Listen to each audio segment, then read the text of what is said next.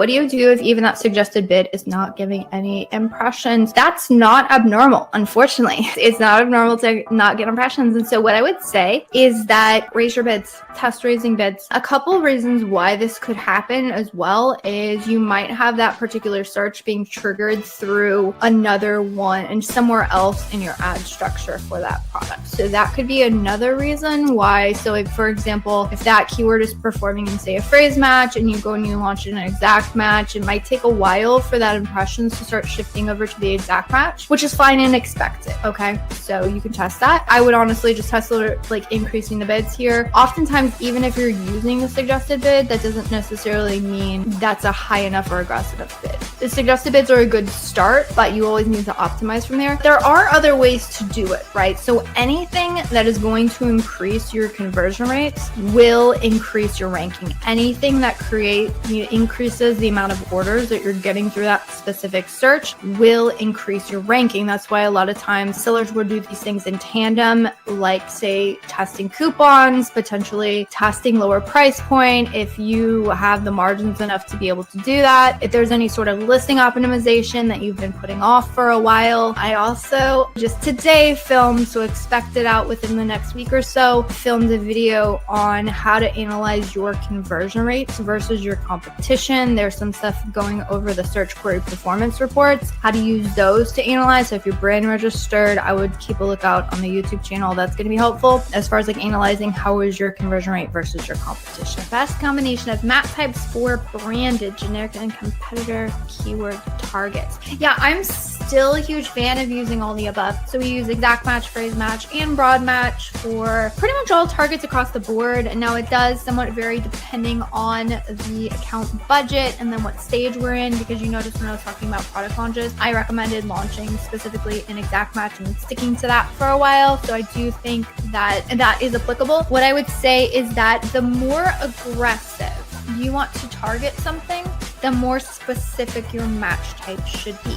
And that's not because there's anything wrong with phrase match or anything wrong with broad match. Everything has their place. The difference between those is when I am aggressive in exact match, I can be 100% confident that my spend is being allocated to that specific search term. If that decrease in ad impressions means less people are seeing your product through the ads, and then the sort of cumulative, the way that the ads influence organic ranking is if the ads sales are happening through that one specific search.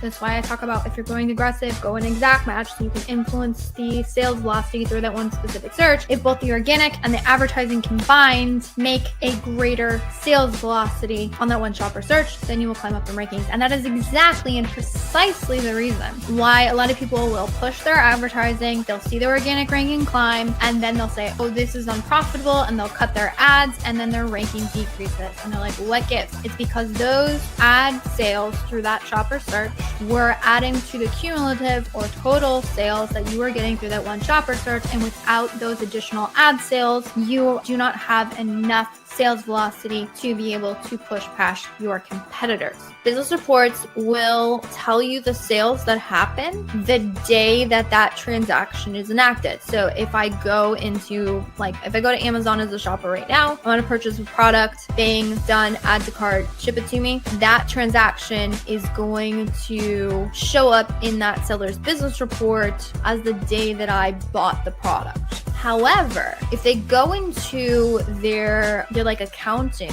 section of their reports and they look at when they actually, when that accounting records the sale, they're probably not actually going to see that transaction till maybe a day later. And the reason why is because you don't actually get paid as a seller until that product ships.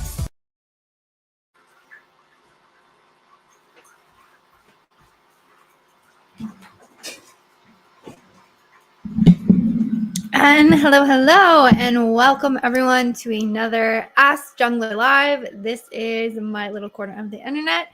Every single Thursday, I show up and you throw Amazon ad questions at me and I give you my best answers. So with that, I am super excited to welcome you back to another one. I'm already seeing thumbs up. Haven't even said anything awesome yet. Hopefully I can give you guys some epic answers to your questions. Seeing lots of questions already rolling in the chat. As I was saying, happy Thursday. Happy Thursday to you. Isif's asking, I hope you're doing well. I am. Today is a fabulous and wonderful day. I have a ton of things in the works, a ton of exciting stuff, and learning a lot. So there is a new segment that I'm doing on our YouTube channel. So definitely recommend you pay attention there, where I just recorded the first episode. I have a ton more episodes lined up. So basically what I'm going to be doing is reaching out to my network of amazing people who not only my team is running a really awesome stuff, which by the way, that's how I'm staying up to date. If everyone was wondering like how I'm able to join every single week and give you guys like really actionable insights. The way that I'm doing it is, one, I have a really good solid background in Amazon advertising. So I'm not discounting myself. I know a lot. However, I don't know if it would surprise you. I haven't actually like actively managed a full account in a couple of years now, to be honest. So that's like, I have a lot of people reaching out to me saying like, oh, what are you doing in terms of like advertising? Are you the one running my account? A quick answer is no. But I just posted on LinkedIn today. So if you're not following me on LinkedIn, you should totally go over there. I'm talking about like, hey, by the way, I'm showing up. I'm really good at Amazon ads. So like, how the heck do I stay up to date on stuff? So any of you guys running a team out of the day today, trying to figure out, I can't slow down. I can't keep off pace. But I can't be the one driving innovation. At some point, you grow, your account grows, your workload grows, your time shrinks, and you got to make the most for your bucks. So here's how I do it. I'm not saying this is the way to do it, but this is how I do it.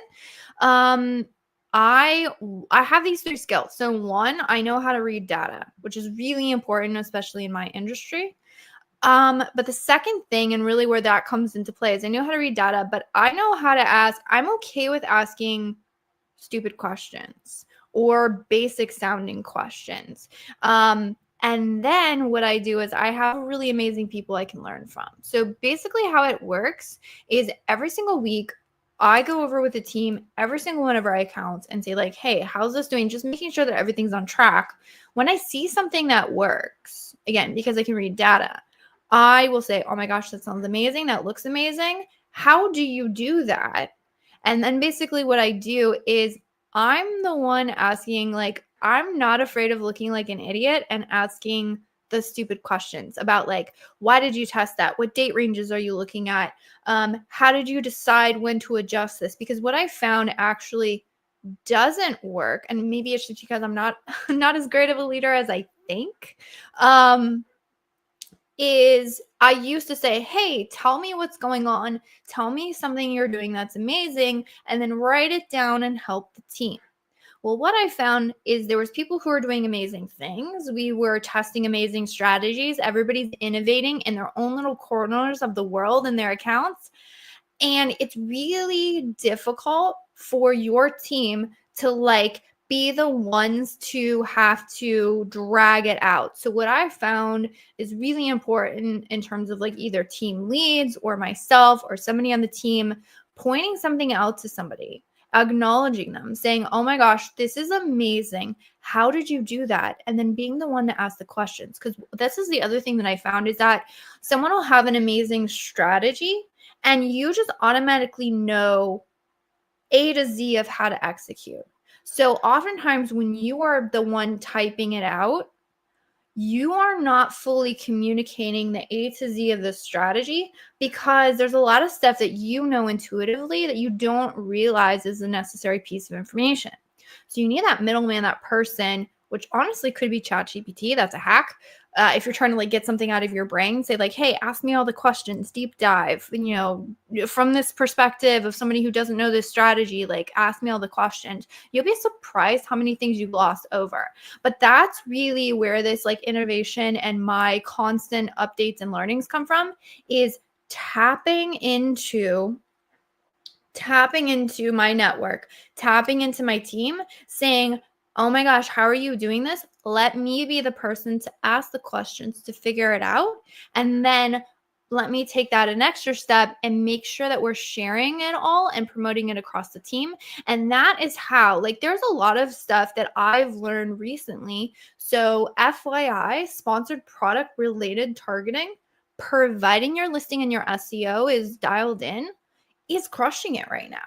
The only reason I know that is because we had someone on our team who went in and tested it. She was like, hey guys, this is crushing it. I was like, oh my gosh, when are you using it for? When do you notice that it works? When do you notice that it doesn't work? And she's like, oh, when the listing SEO is dialed in, when Amazon fully understands the product, when you're only advertising a specific variation, it seems to do better. And so we like dig out all this stuff. I'm like, oh my gosh, I used to be really negative about dynamic up and down bidding strategies. So often we'll throw it in. I don't like that strategy. Don't like it. My team was struggling to get some traction on a specific product. And they went in there like, oh, we're testing dynamic up and down bidding. It's working really, really well in this one specific scenario.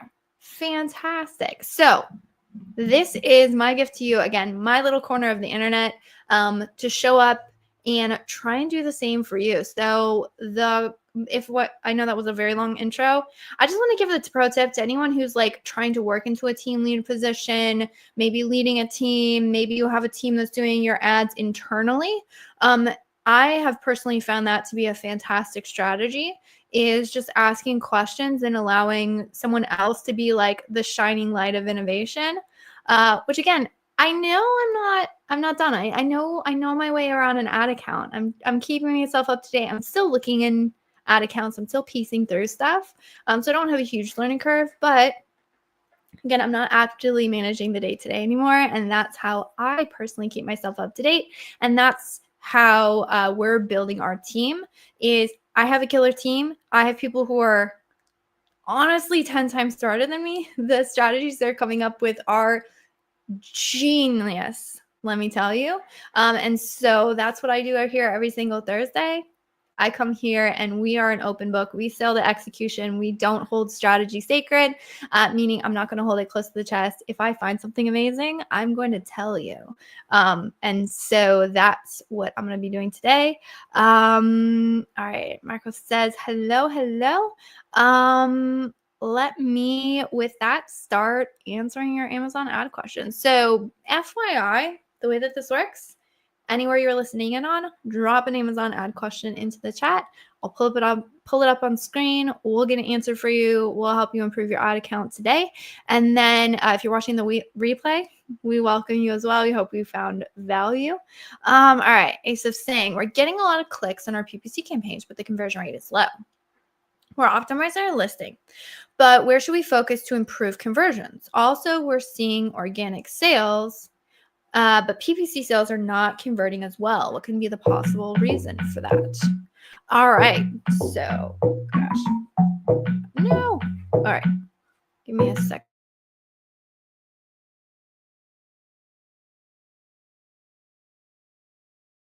Sorry. That's the problem of me like formatting this. I scrambled because somebody was calling me. Okay. What do you do? So this is a really fantastic question because we saw the same thing in one account. So for clarification, if you are running really strategic advertising on the things in your account that convert the best, what you should see on average is your unit session percentage and your ad conversion rate. Your ad conversion rate should be equivalent or even slightly higher than your unit session percentage. Where it should be much higher is actually in clothing. So clothing has very low conversion rates, but we've been able to get, like, say we had a 2.5% conversion rate on the clothing on average for the unit session percentage. We've been able to get like a 4% or a 5%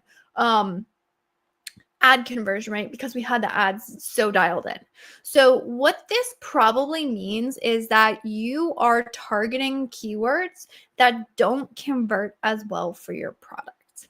And so what you want to do, if you have any conversions on your products whatsoever, is you want to go into your ad console and say, all right, what specific search terms convert well for my product? Because what we found is oftentimes with the PPC campaigns, if you are going after keywords that are like the highest, high search volume keywords, or you're going after them for a specific ranking where your ad strategy is not super strong, then that is a time where you can definitely see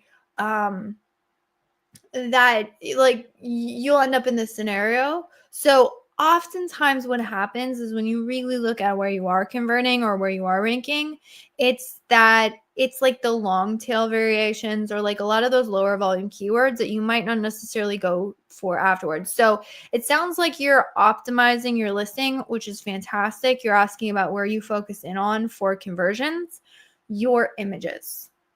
Images are huge for conversions. If your images are not dialed in, if you do not fully convey or sell the product, like I've talked to so many sellers, I cannot tell you how many sellers, and they've said, like, if you listen to them talk about their products, they will would possibly want to know. They'll tell you the ins and outs. This isn't so much better quality. Like the sellers that really put love, care, and attention into their products,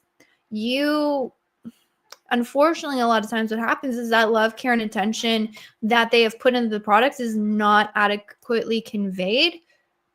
So many shoppers. Now, I'm a huge believer in SEO.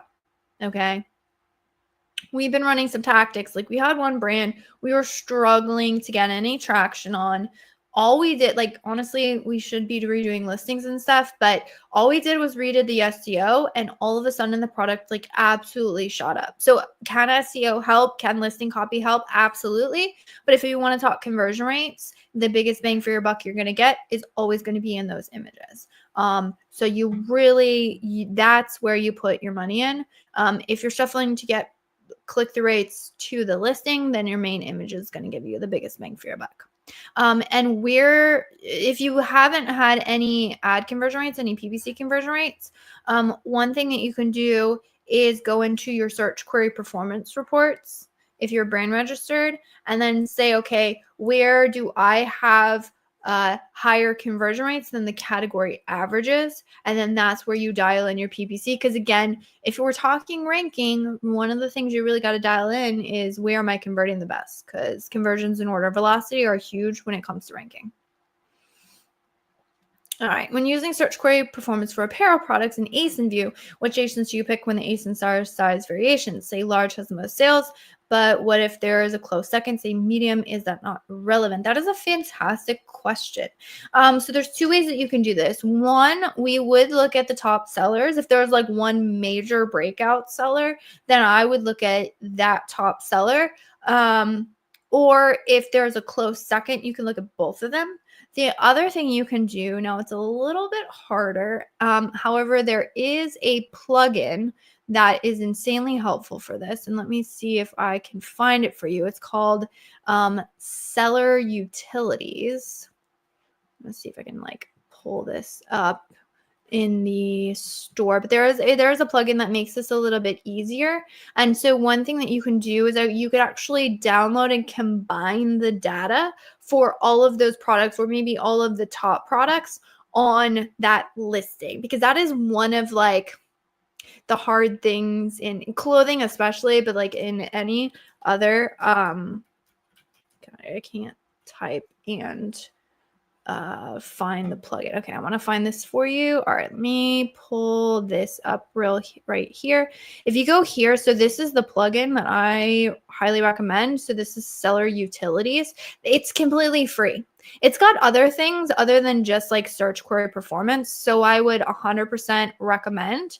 But what you can do is you can use it to download your search query performance. And if you enter in a whole bunch of ASINs, it will download all the data for all of those child ASINs, because it's kind of annoying with clothing, right? You have to select and download, select and download. So it'll create a combined report for you. And what you can do then is combine the data for all the variations or the top ones, and then you run your analysis on all of those. And again, this tool, fantastic tool, free tool. By the way, you know how your ad console does not show things like your ad sale percentage, and it doesn't show your total ACoS, and it doesn't show your ad conversion rate in the console? This plugin will actually allow you to have a separate graph that will graphically show you like your organic and your total ACoS and your ad conversion rates right inside your ad console. So even if you weren't going to use it for search query performance report, totally recommend you download this. Let me drop this link in the comments because I recommend you guys go check it out. I'm like, it's fantastic and it's totally free. So best of both worlds. All right, Dill saying, excited to see you. Hello, excited to see you as well. Thank you for joining. I say this all the time, but would not be here without you guys because you guys ask the questions, which makes this segment amazing. So I appreciate you. Amazon PPC isn't about ads.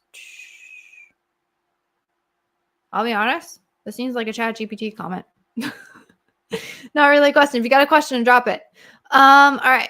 Hey, when we calculate our conversion rate from the search query performance specific keyword, it seems to be very different from the conversion rate on Amazon PPC dashboard. Can you clarify this? Yes, I will. And then also, what is the best way to check my conversion rate versus competition? All right, so let's talk about search query performance versus the ad console, because you are completely correct. They are completely different calculated data sets. So I'm going to go through the two reasons why your ad conversion rate can be different than your search query performance report. And that has to do with what clicks or what traffic is included in search query performance reports, and also the date ranges that are included in the search query performance reports, how those differ from ads, which is why your orders are often going to, and your clicks as well, are often going to be much, much lower in search query performance report. So they're not apples to apples, by the way. All right, so in terms of the traffic that search query performance report records, they do not include any traffic that is on listings. They don't include any of your sponsored brand data. They don't include any of your widgets. I like to pull up a search page. So let me kind of like show you what this looks like so I can illustrate it a little bit easier. Let me hide that one. All right. So if you are shopping on Amazon, and I'm going to type in my go-to, which is always baby blanket. Actually, let's do baby wipes. Baby wipes popped up. Let's see what that one looks like. All right. So if you are on the search grid, search grid performance report is only going to include things that are on the search grid. So what is the search grid? It will include your some sponsored product ads. What do I mean by that? So see how this one is a sponsored, this one is a sponsored, oh gosh, the whole front row is sponsored in this one. Man, this is a cutthroat category. Any clicks included in search query performance. Now, if they click on the sponsored brand ad, even though they searched and they clicked, that's not going to be included in search query performance. Also, these, which are called widgets, so you have this widget, right? This is technically, I believe these are triggered from a sponsored product ad. So if your sponsored product ad triggers this placement, you are going to have that click recorded in your ads. It's not going to record it in the search query performance report. I'm going to just say SQP because that's easier. So all of these clicks, so again, search grid, those would be included. We scroll down. So a lot of these are in search grid. Those are going to be included. But what if you had, like, say, a sponsored brand ad here? Here's another sponsored one, right? These are triggered by your sponsored product ads. So again, all of that information, right? They click there. It could be recorded in your sponsored product ads. That can be included. The other thing is that any product page clicks. So an example would be, say they typed in baby wipes and they said, oh, this is amazing. I'm not going to make anyone click. Let's not click on Amazon. Let's ignore them. Let's go to Huggies. So if you clicked on this, and then again, if you were scrolling down and I ended up purchasing, say through this carousel, because these are sponsored product ads, all of those are going to be included in our ads, right? These are ad clicks. And it's going to be triggered by this search, but it's not going to be included in search query performance report because they're only including clicks that happened on that search page, right? And also an example would be like if we hit back, I don't know if this page load is another search. So like it depends, right? They have to go to that search page. They have to see it on the grid. They have to immediately click only on that search grid. That's search query performance click. Okay. So that's why you might see more traffic in your sponsored product ads than you would in search query performance report in terms of clicks. So what about in terms of orders? Because remember, your conversion rate is your clicks divided by orders. So orders gets even more narrow. So an example of this would be the order has to happen within a 24-hour period of that click.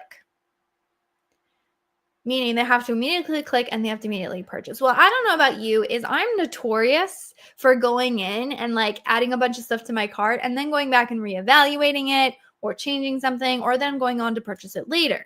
And if you do that, so for your sponsored product ads within a 7-day window, you are going to have that order recorded in your that's going to be recorded as an order.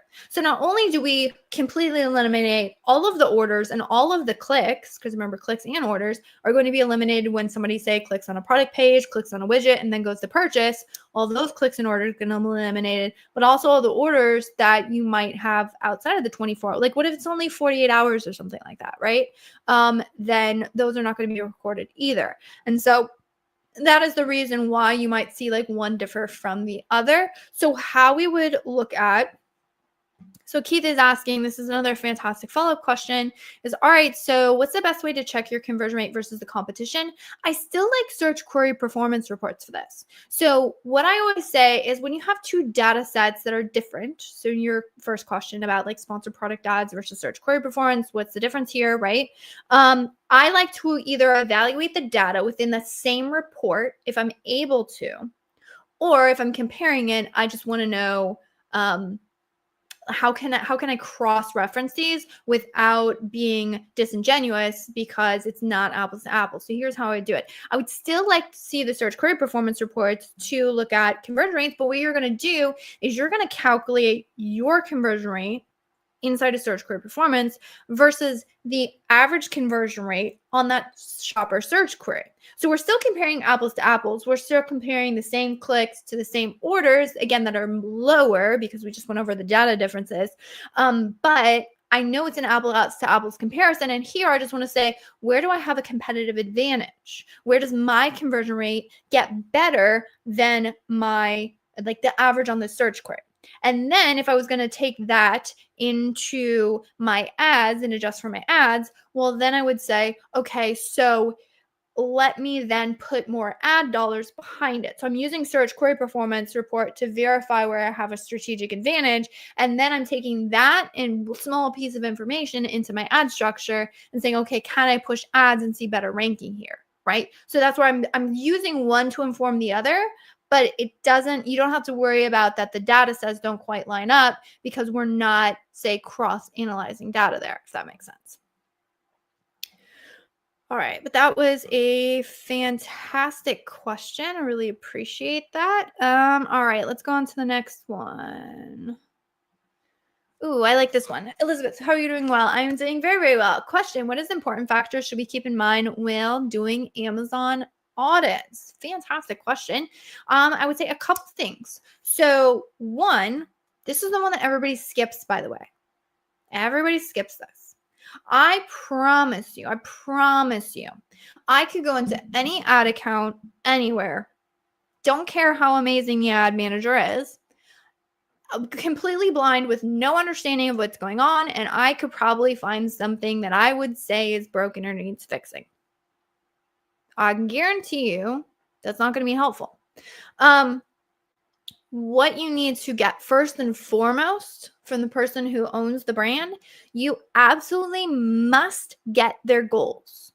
What are they trying to do? And it must be specific. Sometimes you have to help them understand the specifics, but you need to get that information from them. So a person who wants to grow sales is going to have a completely different ad strategy from somebody who wants to grow profits.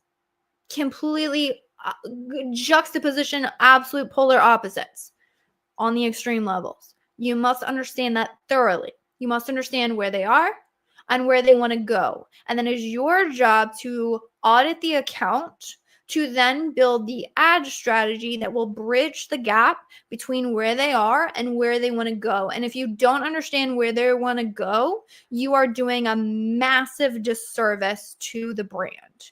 That is honestly my sole goal as team lead in my agency, is to help make sure that my account managers are bridging that gap between where our accounts want to go and their ad strategy. That's all I'm focused on as a leader, right? I've already talked about that. They have the ad strategy. They are whizzes at that. They're way better than me. They know the ins and outs. What I do amazing is understanding what somebody wants and translating that into an ad strategy, and then giving clarification to my team and helping support them in that goal. So when keeping that in mind, you want to start with the goals, start with where they are, and then you want to take a look at the products. Which product is an outlier? Which product has the best intentions of going towards that goal? If I went into your ad account and I said, oh my gosh, this product has a 200% ACOS, 1,000% ACOS, crazy numbers, right? Oh my gosh, this is terrible. You should absolutely fix this. This is going to fix your ad account. What if that product was only spending $25 a month and your total ad spend for that account was 50 grand a month? Do you think if I optimize the crap out of that product and that only little bitty tiny piece of it, $25 a month, do you think that's going to move the needle to goals? Nope. It's less than a drop in the bucket. So then your goal, as you do the audit, is to say which products are being left behind. Where do we have our biggest advantage? Where do we have our biggest movers? Where do we need to optimize things? Where are there things that we can let the overall optimization systems do their thing to fix it? And where should we spend our strategic work? So you need to identify those. Once you identify those, then you go into the ad strategy and you say, all right, so for these strategic movers, what specifics do I need to change? If I identified a product that is overspending, you should be auditing that section of the ad account, which, by the way, if you want to know how to do this, is super easy. All you do is you get your list of products, put in the ads, the ads, right? Okay, so what's the spend? What's the sales? ACOS, total ACOS ad sale percentage for all of these, unit session percentage versus ad conversion rate. So again, you're looking at products, you're going, okay, this one, this one, this one, this one. Then what you do is you go into the ad console and you use the products tab. Now this gets more difficult if you have a lot of variations. It's a little bit easier if you don't. And then you say, okay, so these are the ones that are burning down. Let's go to the products tab inside the ad account, drop in that ASIN, pop it open, say, all right, where is this being advertised?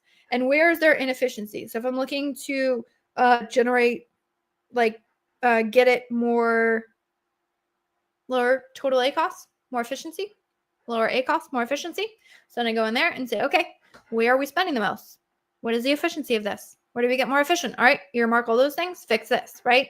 If I want to know where I need to grow a product, to say, well, we're underspending on this product, and this is the product that is our best mover. Why are we doing that, right? And then so you go into that ad structure and say, okay, where are our easy wins? Where do we have targets that are converting really well? What are we doing? Are their budgets running out? What are my easy wins here? And then you just build your ad strategy around that. That's the most effective. Now I could go into, all right, this is how most audits work, is you go in and you say, all right, where are there negatives that need to be added? Where they're overspending on autos, so we need to move to manuals. Broad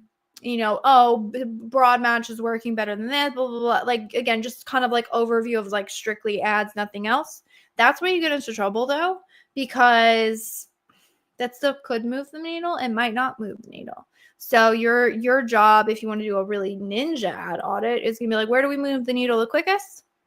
How do we figure that out? By the way, if you want us to do it for you, so this offer is specifically for anyone interested who is a brand owner, account owner, brand manager, feel free to reach out to me. Get your ad audit. That's literally what we do. That strategy. I was like, hey, we found your biggest movers. We tell you how to fix it. All that stuff. That's free of charge if you reach out to me. All right. Explain dynamic bidding. I'm assuming you mean dynamic up and down bidding. So dynamic up and down bidding allows Amazon to up to double your bid if they feel like the specific shopper who's typing that search. So it's actually tied to the individual shopper who's typing in the search. It's not tied to like the actual like search itself. If they believe that shopper is most likely to convert. This is fantastic. I was a huge proponent because what I saw is that a lot of times it increased your bid. It didn't necessarily get it more efficient. So a lot of times like A cost was higher, even though conversion rates were up. But what we've seen is that in certain accounts where like we've pushed the bid as high as we can go and we just can't seem to get it moving, especially in like, so this is something that I would have been terrified of, right? This is why I have an amazing team who's so much better than I am. They were testing it in like supplement accounts and like beauty and skincare where bids get like scary high and you're like struggling to get impressions. They tested dynamic up and down bidding and it actually worked to generate the impressions. So if you're struggling with that and you've kind of reached the end of your limit and you're like, I've already got this at like a $4 bid, I don't really want to go any higher, you can actually test that and it's been working, which is kind of crazy, but that's why I have better minds than me. What is the most reliable app or platform for PPC management in terms of automation, handling different criteria, monitoring various scenarios? Good question. It depends on your goals. Okay, so for full disclosure, we built our own. I wasn't 100% thrilled with everything on the market, so I built my own. In terms of like, I like Scale Insights. It's a lot to set up. There's a lot of potential rules. I like IntentWise is another really good one. They're more focused on the data analytics. So I want to say, like, what do you want to do, right? Do you want the system to set up and completely run it for you and not have to touch it or think about it? That scares me. AI, not a fan. Not a fan of anything AI. I literally had an account go to somebody who like they sold them the dream of how this AI system was going to like absolutely be amazing and fix their account and do all this wonderful stuff. And so they're like, hey, we're going to go try and test this thing. And I said, hey, fantastic. Let us know how we can support you. The first month, within the first day of turning AI, their sales started to go down. And when they tried to fix it, the system had them go from spending $1,500 a day to $250 a day. Their sales plummeted, decreased over 50% to 80%. Their sales are down. They're dealing with overstock. It's insane. They can't get the systems to self-correct because it's an AI black box and system's going to do what system's going to do. With an algorithmic system, meaning here's the exact formula, it's a bunch of if-then statements. You can follow the logic tree and say, this is where I went wrong, and then you can go back and correct the system.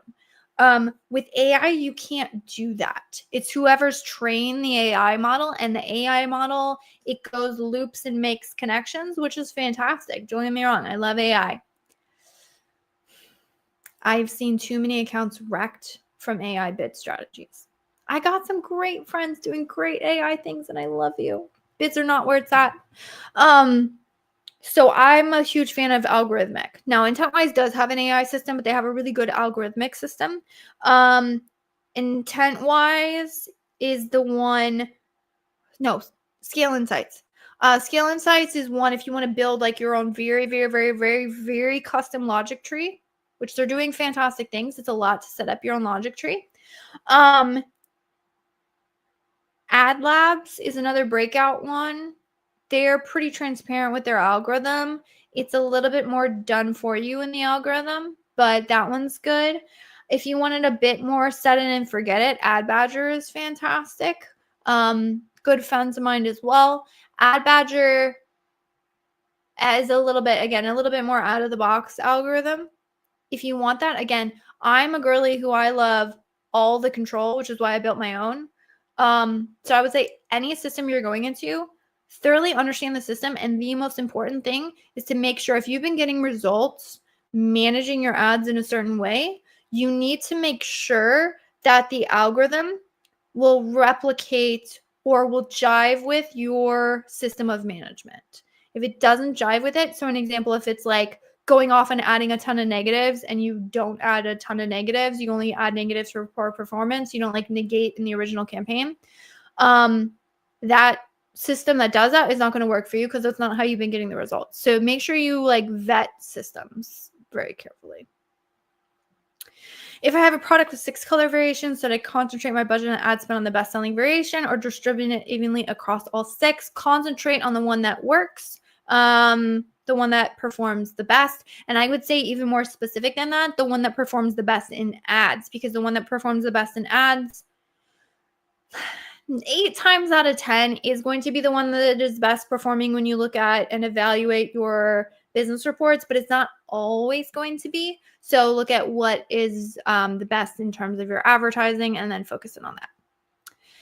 Gable says, how do you compute profit margins? I've been selling massively on PPC campaigns and spend is relatively controlled, but Sellerize is showing flat profit margins. So compute for or optimize for? Compute, I would say, definitely recommend going and getting a software here. You can calculate it on your own. It's really time intensive. It's really labor intensive. And there's a lot of out of the box solutions that will calculate it very well. I'm trying to think of the ones. So we use, it's more intense. It's not just like an out of the box, just for margins, but KPOQ, KAPOQ, fantastic. They have P&L built right in. So that's what we use. And then if you want, gosh, I'm gonna have to remember the other one. But KPOQ is a fantastic solution. There's other ones out there. If you're saying just compute or look at, 100% recommend software. And now how do you translate that into ad strategy? What you want to understand is actually, let me show you. Let me show you how we do it, okay? Because this is where it gets tricky, right? Because you have your ads and your ACoS, which is a function of your cost per click. So that's the thing you control with ads. But really, it's also a function of what your conversion rates are. So you got to take into account like your conversion rates and kind of the performance there. But the problem is you also have this tension between what your ad strategy, like how low you're going on bids to control cost per click. So here's how I would think about it when you're talking about adjusting ads for profitability. And this is a system we built because we're trying to figure out how to make sure that our brands can scale and grow profitably. So basically you have this balance between these two things. Your ad sale percentage, which is your ad sales divided by your total sales. So what percentage of my total sales is driven from ads? And then you have a balance of your ACoS. And your ACoS is determined by 3 things. Let's look at ACoS forecasting model. Your average cost per click, your average conversion rate, and your average order value. And so these 3 things will input your ACoS. So what happens is if I wanted to get from a 30% ACoS to a 34% ACoS, providing that my average conversion rate remains the same, I need to drop my bid 5 cents. So I got to go from a average 75-cent cost per click to an average 60-cent cost per click. What happens when my market can't support that? Or what if I said, oh my gosh, I need to get down to a 20% target ACoS? I got to drop 25 cents off of my average cost per click. Now, the problem is you have this tension between what you can afford to spend to hit a target ACoS and then what your market requires. Meaning, can I get any impressions? It's an auction, right? If I don't have high enough bids, I can't get any impressions. So, what is an ad manager to do?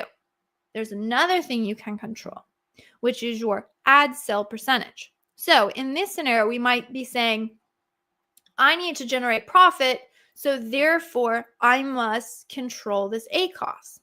So what do I do to control the ACoS? I optimize the bids, I lose all impressions, I lose all ranking. What ends up happening, and I'll show you. What happens if I drop this ACoS to 20%? Great, I achieve my profit margins. But I was at only 40% of my total sales being driven from ads before because I had fantastic organic ranking. What happens if I shoot myself in the foot in terms of my organic ranking? And so I went from, say 30%. So I had a 12% total ACoS. But then I said, oh, great. Now I'm going to drop it down to a 20% total ACoS. Fantastic. But what happens if all of a sudden 70% of my total sales are coming from ads now? I went to a 14% ACoS. Because I optimized my ads for efficiency and shot myself in the foot in terms of market share, and actually my profits went down. I'm losing money because I focused too greatly on the ads. So what you need to do is you need to ride this tension between how are my ads driving greater market share, how am I protecting my market share in my advertising, and yet how I'm making sure I'm maintaining my ad efficiency.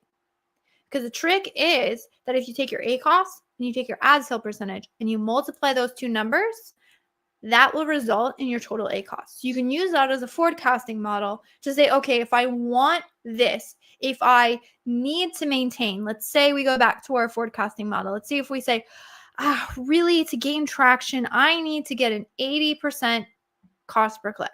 Okay. So now I have to say, shoot, my ACoS has to be 32% or I'm going to lose traction.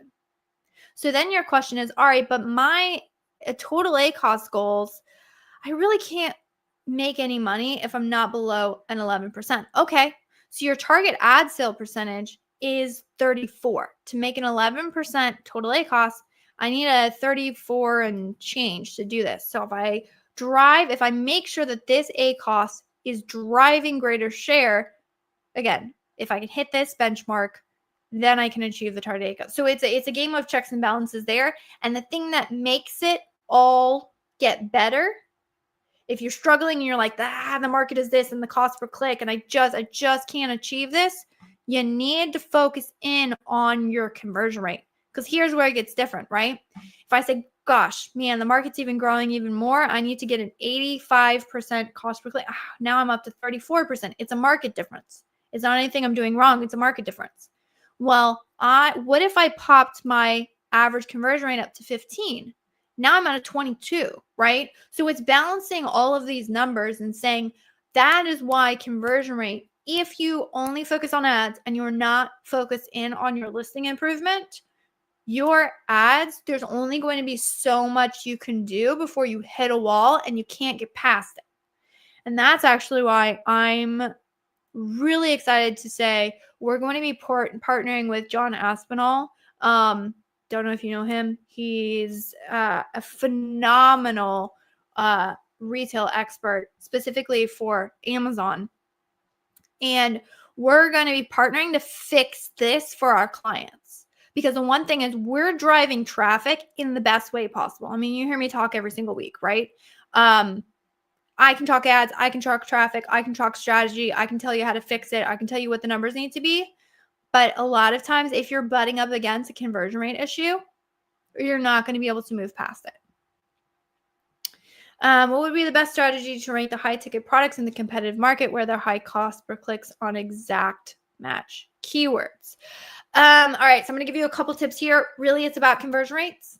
It's about where you can drive order velocity. So what you need to do is pick the keywords that are going to, you're going to have like really strong conversion rates on, and you're going to get enough order velocity. So a couple tips on picking keywords. One, you can run the strategy to say, where am I converting really well? Two, you can use your search query performance, because one of the things that search query performance actually tells you is the median sales price for each individual shopper search query. So what you can do is say, where are there higher average median prices on which search terms? And that will give you an idea of where shoppers are looking for higher priced items and where you might have like a more luxury shopper. So that will give you clues. But the other thing that you're going to look at is if you have a higher price point, even if the cost per clicks are really high, that does give you some wiggle room. Because again, I'm going to go back to this one. The other thing, so even if I had, say, a $2 cost per click and I have a 15% conversion rate, right, that gives me a 53% ACoS. That's crazy high. But what happens if I have $100? All of a sudden, ACoS went down to 13. So it depends on your average order value. But if you have a really high price point, you can absorb crazy cost per clicks. Now, if you only had, say, like, I don't know, 8% conversion rate, well, then you're still up to 25, which is fantastic, right? So you can absorb that. So I wouldn't be so high of the cost per clicks. For you, it's going to be a problem of how low is low in terms of the conversion rate. And so what you typically see in these kind of accounts, that'll give you a tip on the management of the ads, is you'll see one day you'll have 5% ACoS, and the next day it's 200% ACoS, the next day it's 20% ACoS, and the next, because you have very sporadic orders. They're very spread out. And when you do make a sale, because your average order value is so high, it's going to look crazy up and down graphs. So again, pro tip I learned from my ad managers. Thank you very much to my team. You want to make sure that you're evaluating longer date ranges for these. Now, if you're looking at shorter date ranges, you can look for things like clicks with no orders. When it comes to evaluating, is this a good, what does the conversion rate look like here? All of the above, like, you want to look at longer date ranges, because that's going to smooth out, because what if you have a 5% ACoS one day, you're like, oh my gosh, jack up the bit, and the next day it's 200%. You're like, oh my gosh, it's crazy, jack it down, right? You got to look at the longer time horizons in these types of accounts. In the case of high ticket apparel is rough, bro. Majority of purchases made it happen in the first 24 hours. This excludes a lot of purchases. How do you benefit from search query performance? Yeah, I would just say look where you can. Compare apples to apples on, again, if you can find any orders in it, I would look at that. And if you do find any place with orders, okay, so what's the conversion rate versus the average conversion rate on that one is what I would look at. All right, how would I calculate the lifetime value of a customer or an account for repeat purchase and the advertising strategy to set up ACoS targeting? Ooh, that's a fantastic question. That's a hard question. So we use KPOC, which allows us to pull lifetime value of clients, which is a much easier. They do some wicked mad math behind the scenes of like looking at like purchases, because you can identify like where the customers are coming from or purchases. It's much easier if you have a subscribe and save. So if you do have subscribe and saves, what you can do is you can say, okay, for X amount of subscribe and saves, how long do I have, how long is the average subscriber on my subscribe and save? And then you can say, okay, if I know I have for every single order, 5% get a subscribe and save, and I know from a subscribe and save I get X amount of additional orders, then you can kind of like bake that into the equation and use that as your average, like bake into your equation. That's how I would do it if I didn't have access to KPOC. I just have the ability to like go and pull, and they're like, the complicated one is like you can look at, there's some earmark or something that you can look at like the individual shoppers and then look over, like pull those reports, look over like the long period and say, okay, like have these shoppers come back and purchase from me? And then if they have, you can say, okay, like, so how many shoppers on average? And then you could do that same math on the percentages that I was saying, like, all right, average subscribe and saves. That would be the more accurate way to do it, was to pull all like your order reports. And I honestly don't know what report it is. It's been so long since I have had to evaluate it manually, but you can look at that. You can say, okay, so what are these customers? Who are these customers? Run some pivot tables. Have they purchased from me before? And then you just say like, okay, on average, customer lifetime value. You can do it that way. And then it's simply, instead of plugging into your ACost equation, like your order, like how much, which is my sale price, you can plug it. And let me give you the math. Here's the math to calculate your ACost. You say average cost per click, average conversion rate, and average order value. So example would be if I had average order value of $100. Let's say, okay, I knew I got 3 purchases on average, so I have $300 from this average order value. And then I said I wanted to make back, on average, I want to make a 20% on this. And then you just multiply that by, let's see, say you had like a 40% margin on each of these, and you say, okay, after everything, I'm okay with taking about 20% of my margins, which is about, 20%. Okay, so I can afford to spend $60 on customer lifetime acquisitions. So you just kind of play with the math and just look at it like that. Hopefully that was helpful. Question, click-through rate. In your opinion, what is the acceptable click-through rate range for supplements in Amazon US market? What is a low click-through rate, and should one be worried as an advertiser? I'll give you averages, but actually the best way to look at click-through rate expectations is going to be Search Query Performance Report. You want to look at your click-through rate versus the average click-through rate and then say, okay, what's the difference? How do I improve? To do that, you would look at on average on Amazon. I would say you want to see a high click-through rate in your supplements. High is going to be like 1 to 2%. It's high. 0.5% is like pretty good. I would say in certain categories, 0.5 is great. If you're getting below a 0.2 and especially like a 0.15, that's like really low. I would be scared in supplements if I got like a 0.3, a 0.2%. That's what I would consider low. How do you optimize category or broad campaigns? So you target water bottle, gets many clicks, sales. Does that mean you pause the target? You negate the search term water bottle. Yes. For broader targeting, I would always look at the search terms that are being triggered and say, like, where do I have ones that are getting a ton of clicks and no sales? Clear those out, and then you can still run it. And if you're still getting poor performance, obviously like bid optimization, you want to be doing that as well. But you really want to take a close look at your search terms in broader targeting, for sure. When you do bid adjustment, data shows the cheapest cost per click and the lowest ACost is the top of search. So you want to increase the bid to allow more sales. You end up falling into rest of search or product pages. Yeah, that's a tricky one. I would more lean on the bids and bid optimizations. There are certain scenarios in like ranking campaigns and stuff where if we dial in the bids where we want it to, then we just start playing with the placement percentages. But it's tricky because you don't have, if we had negative placement percentages, then like all day long, right, we can start playing with that. We don't. And so what we do is often we'll just optimize the bid based on like the average performance of everything. It's not great, but the reason why we have to do it that way is because Amazon just doesn't give us a lot of options in terms of like just being super incremental with placement percentages.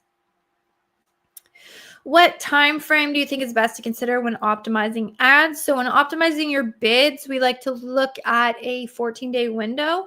The reason why we're doing, there's 2 ways to do it, right? So you can do, if you're just looking at static reports, you can look at a 14-day window. If you're able to pull the data, you can also look at how many clicks have happened since you optimized, like, did I only get 1 click or 2 clicks? We like to look at the aggregate last 17 days or 14 days, excuse me, because that gives us, it's not too short of a window.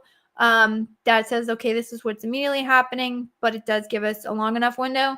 The exceptions would be in our highly seasonal products. We might be looking at the last 2 to 3 days. The reason why is because things happen so rapidly that you want to make sure that you're looking at what's happening right now. And so in those cases, we will look at short date windows, but that's a very intense optimization.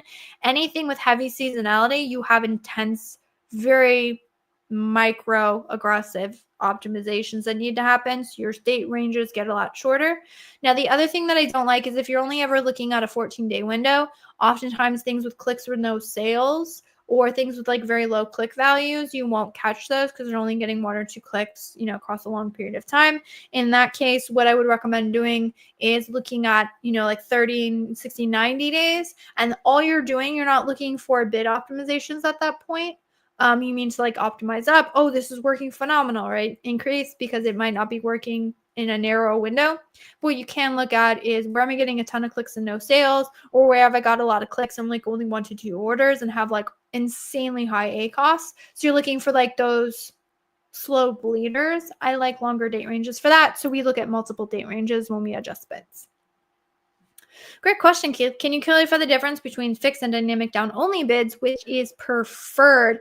Answer is it depends and what's preferred, but I'll explain them and then I will answer what scenarios I would use each of those. So dynamic down only says, all right, you can enter the bid, with your highest bid option, say it's $1, and then if Amazon algorithm determines based on the individual shopper typing in the search query that they don't think the shopper is more likely to convert, they will lower your bids in real time so you're not overpaying for shoppers that don't have high conversions.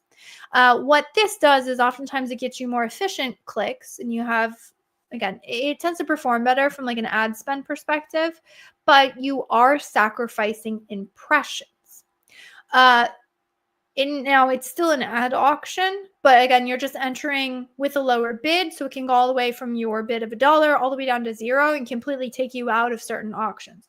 Now, this is preferred in a lot of cases because there's a lot of, say, like bots or things that might be typing in searches.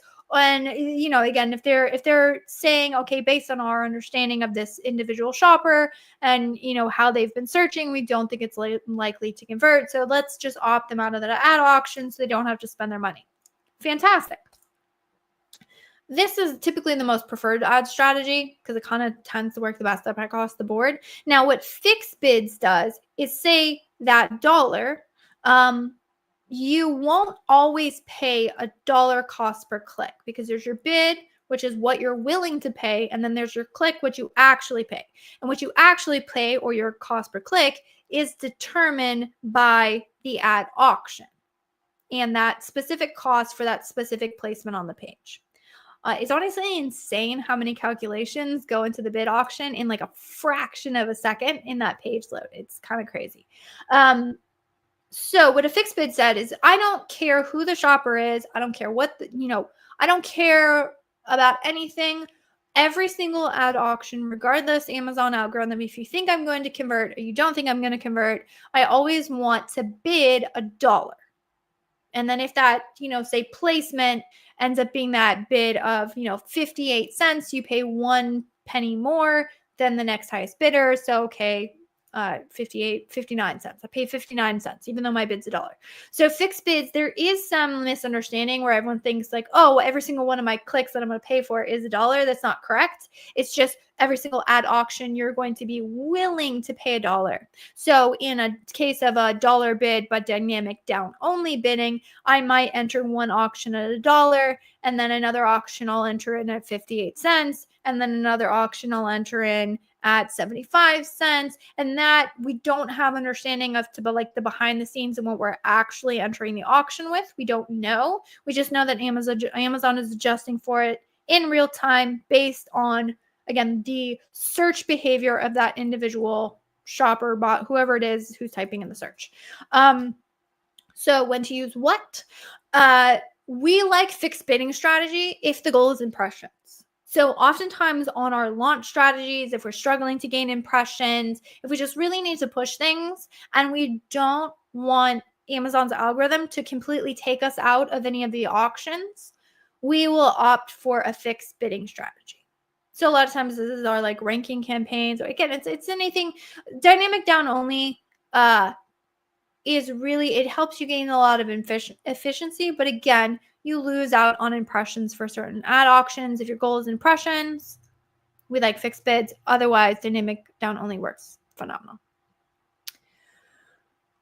All right. And with that, we are slightly over time. There's a couple other questions in the chat. I completely understand. I really, really thank everyone for showing up for asking your questions. As I say every single week, I would not be here if you didn't have fantastic questions. So if I still didn't get to your questions, apologies. Hopefully you found value in this. If you're watching the replay, I hope you find value as well. If I've said anything amazing, if you're like, oh my gosh, what do you think of my ad strategy? Feel free to reach out to us via our website. So that's junglr.com, junglr.com. Grab an Amazon ad audit. You can book a Calendly. We still got some stuff. You can still even book same day, actually, with me. So highly recommend show up. Still got some slots today if anyone's interested. And I will talk with you, talk about business goals. We'll build an ad strategy for you to get there. Goal of us building an ad strategy is obviously you to be like, oh my gosh, that's fantastic. I love it. Thank you. Please let me pay you to do it for me. That would be our goal. We want to blow you away. But even if we don't work with you, you're still going to walk away with a fantastic ad strategy. So with that, again, I will be back here same time, same place next week. We'll talk more about Amazon ads. But as always, thank you again, and I will see you all in the next one. And that wraps up this episode of the Ask Junglr Amazon Advertising Podcast. I hope you found these insights and strategies helpful in your Amazon PPC journey. Remember, if you have a burning Amazon ad question that you'd like answers to, head over to junglr.com/live to join our next live Q&A session. Until next time, keep optimizing those ads and stay hungry.